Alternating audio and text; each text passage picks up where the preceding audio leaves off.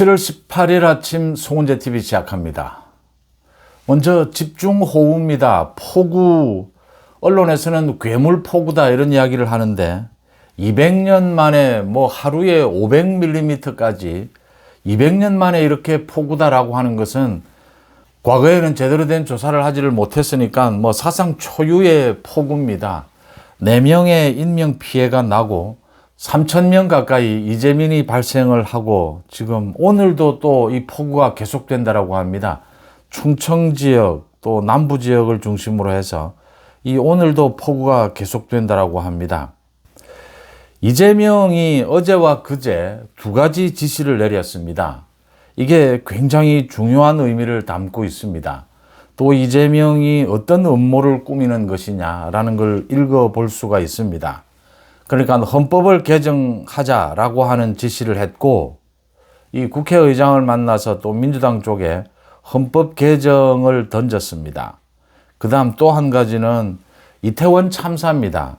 이 이태원 참사와 관련해서 검찰, 경찰이 모두 참여하는 진상규명조사단을 구성을 하라라는 지시를 내렸습니다. 이 정권 초에는 어느 정권이든 이 헌법 개정, 개헌을 화두로 올리지는 않습니다.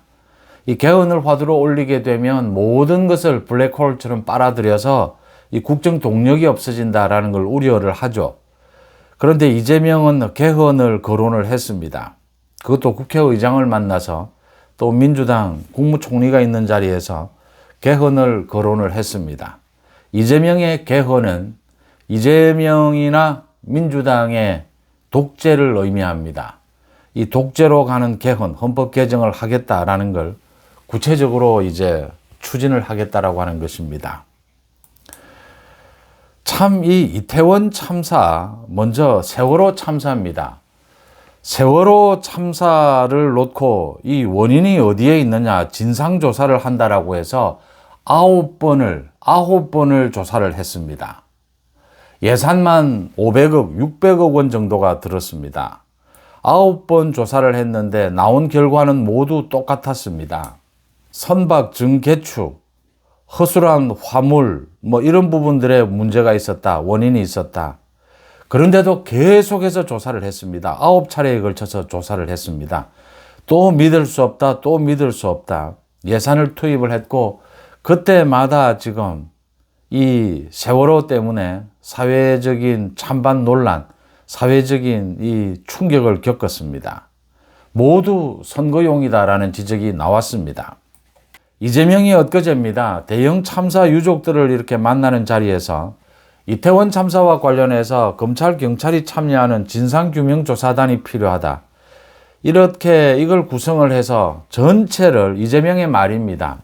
사건의 진상 자체가 조망이 채 안 됐다. 전체를 밝히는 이 진상조사가 필요하다라고 했습니다. 지금 이재명이 뭔가 생각하는 부분이 있는 겁니다. 이재명이 이 진상조사, 그러니까 이 진상조사는 이미 경찰, 검찰이 수사를 거듭해서 관계자들 대부분 용산서장, 구청장, 경찰청장 모두 지금 형사재판이 진행 중입니다. 또 민주당에서 주장해서 특별조사위원회법, 이게 지금 통과를 해서 현재 조사 중에 있습니다. 그런데 또 검찰, 경찰이 참여하는, 이 검찰, 경찰이 참여한다라고 하는 것은 이제 사건 원인부터 전체 어느 방향으로 이 검찰, 경찰의 수사가 진행이 될지는 예측할 수 없습니다. 이재명이 노리는 부분이 있을 겁니다. 또 조사를 하겠다라고 하고 있습니다. 국회에 국정조사도 했습니다. 2달 동안. 그런데 나온 것은 꼭 같은 것입니다. 그러니까 좁은 골목에 감당할 수 없는 인파가 몰려서 넘어지면서 이런 참사가 발생했다. 이 세월호 때와 똑같은 이런 결과들이 계속 나올 겁니다. 그런데도 계속 또 세월호처럼 이렇게 조사를 합니다. 이 참사를 언제까지 이렇게 참사를 가지고 이걸 국정에 이용하는, 또 이 한풀이를 국정에 이용하는, 이 유족들의 한풀이를 이용하는 이런 정치 행태가 되풀이될 것이냐. 이재명이 이렇게 검경 진상규명조사단을 지시한 이 배경은 분명히 있을 것이다. 개헌입니다. 헌법 개정. 이거 이재명이 헌법 개정을 대통령 선거 때도 이야기를 했습니다. 소위 대통령제 연임을 하자. 4년 연임제입니다. 중임제가 아닙니다. 중임제는 2번 하고 그만두는 것인데 4년 연임제는 2번 하고 난 다음에 한 번 쉬고 또 대통령에 출마할 수가 있습니다. 그 다음 결선 투표제를 두자 뭐 이런 내용으로 해서 이 개헌 문제를 이재명이 어제 재헌절인 어제 이 국무총리 뭐 국회의장 민주당 쪽 인사들 이렇게 모인 자리에서 식사를 하는 자리에서 국민들을 중심으로 해서 개헌을 추진하자라고 제안을 했습니다. 국민 중심 개헌, 대장정에 힘있게 나서달라. 5.18 민주화운동 헌법 전문에 수록을 하자. 국민 기본권을 강화하자. 자치 분권을 확대하자. 권력기관 개혁하자. 뭐 이런 내용들입니다. 이재명이 자신의 페이스북에 이런 글을 올리기도 했습니다. 겉은 지금 많은 국민들이 개헌이 필요하다라고 인정을 하고 있습니다. 겉은 뭐 전혀 드러나지 않습니다. 이재명의 의도가 읽히는 부분입니다. 이재명과 민주당의 장기 집권을 위한 개헌입니다. 그러니까 지금 개헌은 꼭 해야 합니다. 뭐 여러 가지 이유로. 그런데 이 개헌 과정에서 이재명이 노리는 부분이 있을 것이다. 지금 이재명은 사실은 이재명에게 걸림돌이 되는 것은 하나뿐입니다. 사법부입니다. 사법부가 뭐 많이 망가졌다라고 하지만 그래도 아직까지 이 사법부는 이재명에게 걸림돌입니다. 자신의 재판도 걸려 있습니다. 이제 행정부도 장악을 했고 국회도 완전히 장악을 했습니다. 이 사법부만 망가뜨리게 되면 이재명 독재는 가능합니다. 그래서 이 사법부를 어떻게 망가뜨릴 것이냐.